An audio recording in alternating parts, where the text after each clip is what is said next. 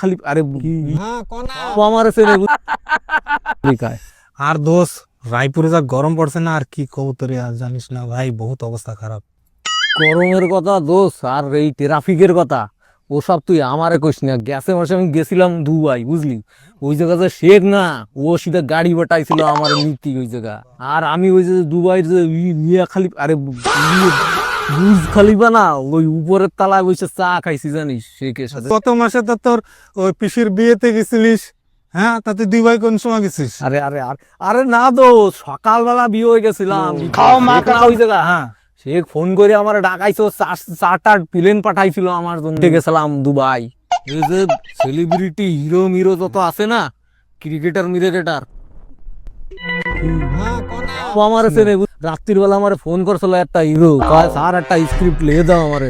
বলছি সামনের বছর আসিস, আমাদের টাইম নেই সব ফালতু জিনিসের জন্য। আমার আরে দোষ, এত লম্বা লম্বা ফেলাস নাকি, যেগুলো লিপটাই তো মুশকিল হয়ে যায়। দোষ, তাহলে একটা কথা গা, তোর যদি এতই ফুলস থাকে, এতই তুই নানান লোকরা জানিস, কেন তোর পকেটে আজকে কি আছে? আমার পকেটে পেঁয়াজ আছে, খাবি?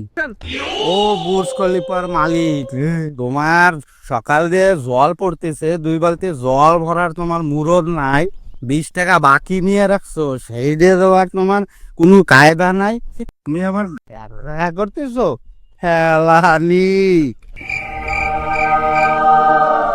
কিরে ভাই, শেখের সেক্টর পর্যন্ত দুবাইতে জল নাই না নাকি? A few moments later. Live on